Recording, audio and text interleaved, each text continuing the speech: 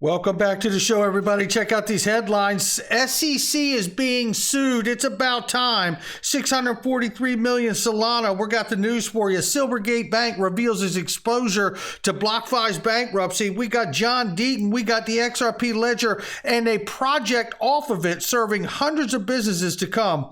Tether. Disturbing information, ladies and gentlemen. You're going to need every single bit of that, I'm afraid.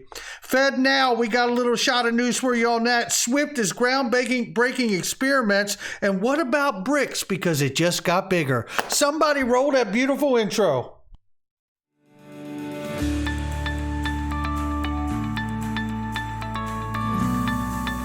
Digital Perspectives with Brad Kimes. Come on in.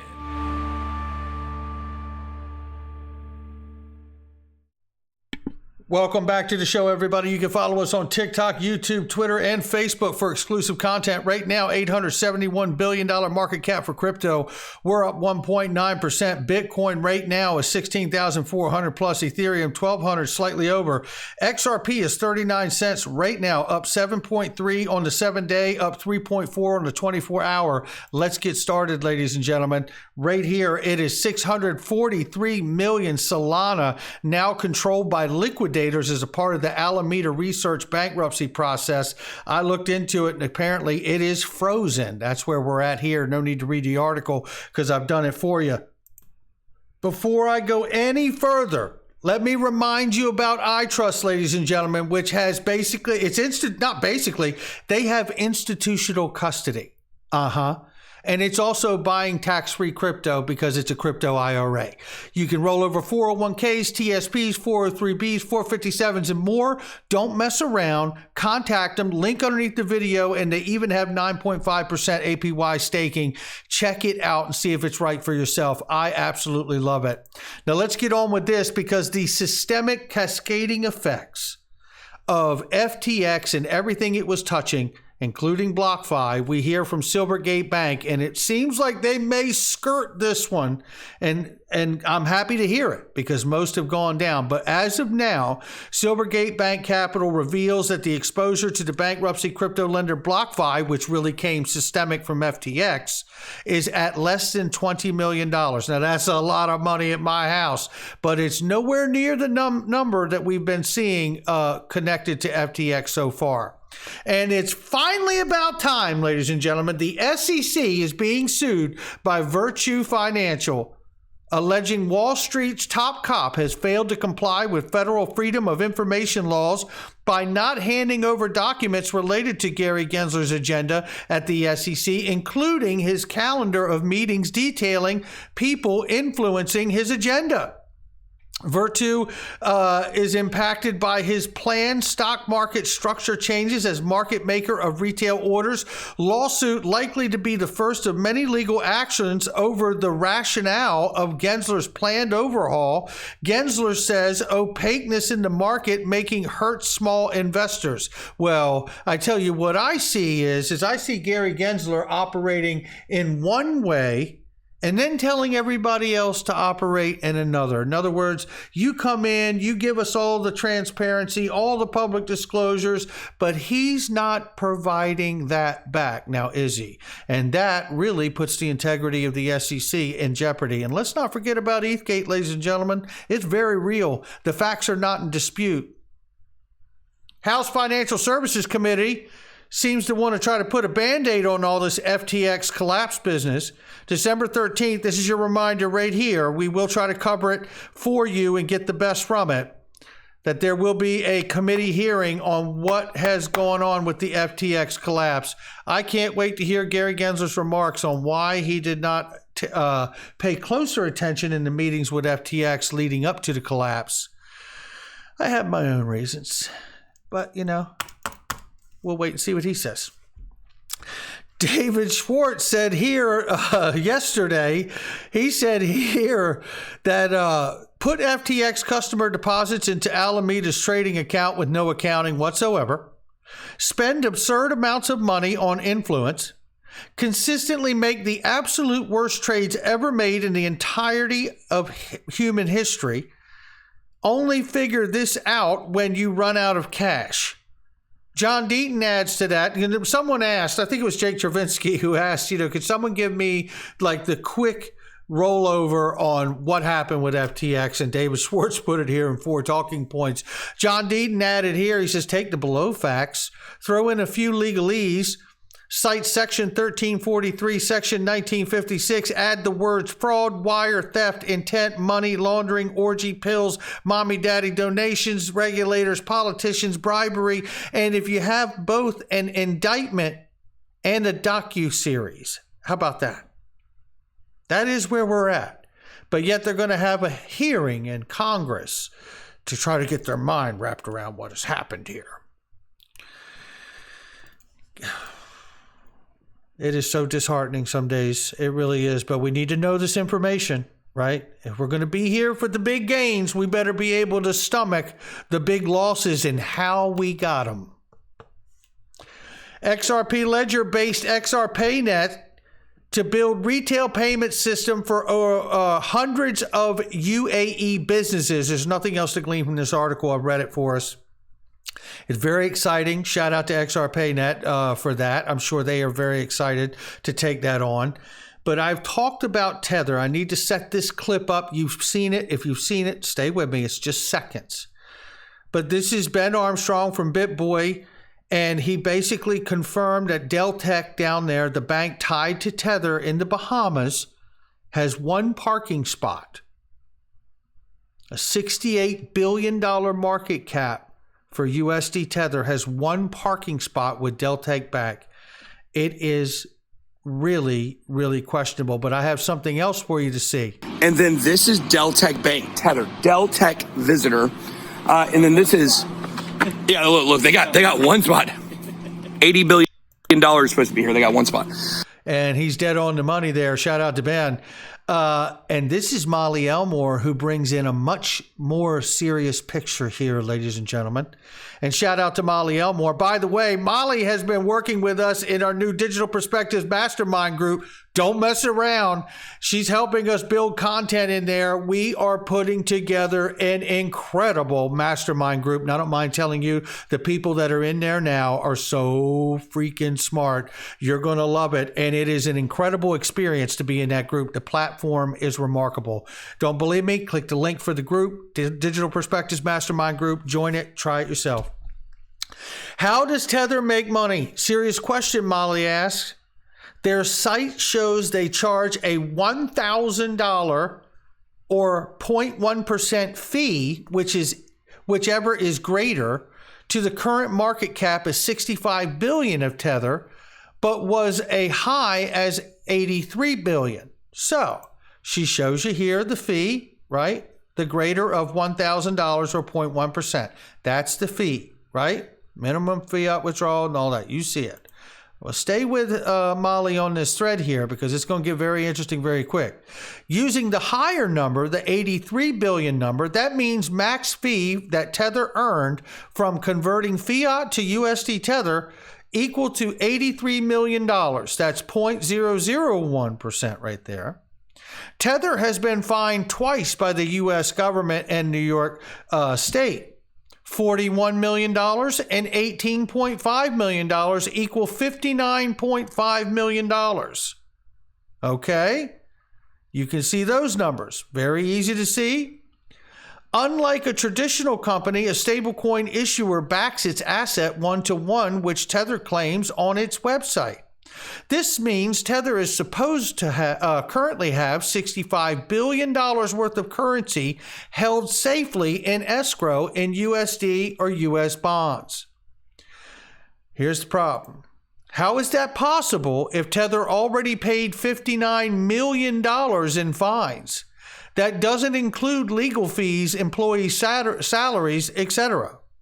If Tether is holding 1-to-1 of USD Tether in reserves, where is the money to pay their expenses coming from? Well, that's a great question, Molly. Even if there were no fines, they charge a fee to convert USD to USD Tether, which means out of the gate, they can't hold 1-to-1 in reserves. The only way that that could work is if the money is coming from an external source or if they are lending money out for interest. Bonds do earn interest, so that is possible. However, in most of 2021, interest rates on bonds were really low. Is that the only source of revenue to cover the one-to-one reserves after expenses are paid? Ladies and gentlemen, it is disturbing, right? She says here, it looks like a lot of U.S. Treasuries. Is that enough, though, to cover all these expenses? It might be. And then she shows this in full disclosure. You could see the numbers, the returns, and all these things here. This is the reserves breakdown from Tether here. From their own attestation, I believe, is where this came from, though. And that's important to remember. I don't know about you, but there's trouble there. Like I said, I don't believe the crypto bottom is in until we understand fully exactly how the U.S. government feels about USD Tether selling a digital U.S. dollar. You heard it here. This here is a gentleman here from, it is the Fed out of Atlanta. And he's going to tell you that they're excited because they moved the launch time for FedNow back into this summer of 2023. So we're about 6 to 8 months away from that. And the tone is excitement. That since we narrowed our announcement window to May to July of next year, the mood has really changed. We've seen a lot of excitement in the industry. Yeah, we've seen a lot of excitement in the industry. We're excited too. And so is Swift. Swift right now helping to prepare central bank digital currency's future. We recently ran a set of groundbreaking experiments that paved the way for CBDCs cross borders. Here's 5 key things you want to know about right here, and you're going to want to know about them. Let's get into it. CBDCs are gaining in strong momentum, and we know that. And that right now we're talking about 95%, right? 9 out of 10 central banks worldwide are exploring CBDCs, right? China is set to expand its pilot in 2023. And then we get here, CBDC landscape could become fragmented and globally. Well, we know about BRICS coalition. What has Russia and China said? That they have a new international payment system. They're sick of SWIFT. They're going to get off of SWIFT. And by the way, we got breaking news that BRICS coalition just got a lot bigger today. So we're going to talk about that here in a second as well. So if they go on to talk about this fragmented ecosystem could lead to digital islands. I call it silos, right? And that's islands are even better. So springing up across the globe, you're going to need something to be able to tie that all together. Right? The multilateral interoperability mechanism, therefore, needed to connect the CBDC networks and existing payment systems. I always believed that XRP Ledger could serve in this role. But they do mention here a global interlinking solution is feasible, and they're working in collaboration with Capgemini and built a simulation of Swift Enhanced platform and a connector gateway. Well, what's interesting about that is they talk about our experimental solution is capable of solving the BIS multi-CBDC Model 2, which foresees the interlinking of multiple CBDC systems via shared technical interface. Now, what I'm excited to find out about that information there is this. XRP Ledger is for settlement. It's a decentralized ledger for the world. And if you can plug the right amount of liquidity in it, you get the right amount of utility moving across its network. That's going to equal value over time. Right there. That's the formula. And what I want to find out is if collaboration with Capgemini actually handles settlement, or if this Capgemini system is actually handling the messaging payment side and not the settlement side. That is a question we're all going to want to know for going forward. Simplicity and the necessary to scaling the global CBDC transactions, which we know. And the last one here, more collaboration is the way forward. And it absolutely is. Currently, right now, CBDC Sandbox is being used by 18 different institutions, including central banks, market infrastructures. Really? Because that could be XRP Ledger, couldn't it? Could be Ripple right there. You know, market infrastructures. That's an interesting comment. And then, or phrase, and then commercial banks from across the globe to assess potential use cases and wider CBDC interoperability. We will keep an eye on it, ladies and gentlemen, but there's more. Wait, there's more. We see a sign-up bump in the service is tripled for Swift and its new service of Swift Go, which again, as a reminder, is the messaging side of it. That's not the settlement side. So we know that they've increased right now the payments of less than 10,000, now used by more than 500 banks in upwards of 120 countries. That's pretty remarkable. We'll keep an eye on all of that going forward. Algeria officially applies to join BRICS, ladies and gentlemen. Now, I know Algeria is not a G20 company or country, but you know what? BRICS is getting bigger, ladies and gentlemen. And remember, Saudi Arabia is in a MOU, a Memorandum of Understanding, with a $15 billion commitment to work its way into joining BRICS. And that would have, I believe, very, very damaging consequences to the US dollar. Zimbabwe is set to also apply to join BRICS. So this fractionalized system that Swift was talking about, sounds like they're talking about it right at the right time, doesn't it? Yeah. And this is Molly Elmore again here, who comes back here with Gersham's Law. And I want to touch this very quickly because there's Gersham's Law and then there's Thayer's Law, if I'm saying that correctly.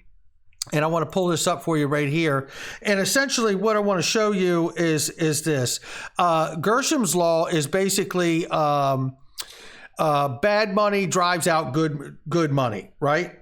And that means that you could have a lot of circulated money that drives out good money, which is really backed by metals. So let me just run through this very quickly here. So Gersham's Law, Sir Thomas Gersham, back in the day, 1579, worked as a financier serving the Queen, later founded the Royal Exchange of City of London. Henry VIII had changed the composition of the English shilling, replacing a substantial portion of the silver with a lower valued metal. Well, Gersham's Law explained to the Queen, or Gersham himself explained to the Queen, that the people were aware of the change in metals in the money and began separating the English shilling coins based on their production dates. People hoarded the coins with more silver, when melted down, were worth more than their face value of the coin itself. Gersham observed that the bad money was driving out the good money from circulation. To fight Gersham's Law, government blamed speculators and resort to tactics like currency controls, prohibitions on removing coins from circulation, or confiscation of privately owned precious metal supplies held for monetary use. Now, on the flip side of this, there's Thayer's Law, which is a complement to Gersham's Law. After a certain point, the bad currency loses so much value that the situation flips and the good money eventually drives out the bad money after this point. Now, the reason I'm showing this particular post here by Molly is this. Looking at the development of central bank digital currencies, understanding we are in a paper world moving to a digital world, understanding the stress and the pressure on the US dollar as a global reserve currency, the Triffin dilemma. If we take all of those things into account, we could find ourselves at a moment in the future, if we have this collapse, depression, recession, continued, whatever. If we have a moment like that, there may come a moment where you have to see either the US dollar come down as the global reserve currency because it's devalued so much, and a new dollar introduced, like a digital CBDC, where it could potentially have more value than the paper money itself. And then you could see this new good money, which could be put and backed by gold, by the way, because I do believe first of all, I believe we're going to see a moment in our lifetime, and hopefully sooner rather than later, because the world needs it, is a monetary reset. I'd like to see the fiat dollars of the world go back on the gold system, or be backed by gold. And then I would like to see assets like XRP serve as a complement bridge for this new digital money that is being introduced to the world over the next handful of years.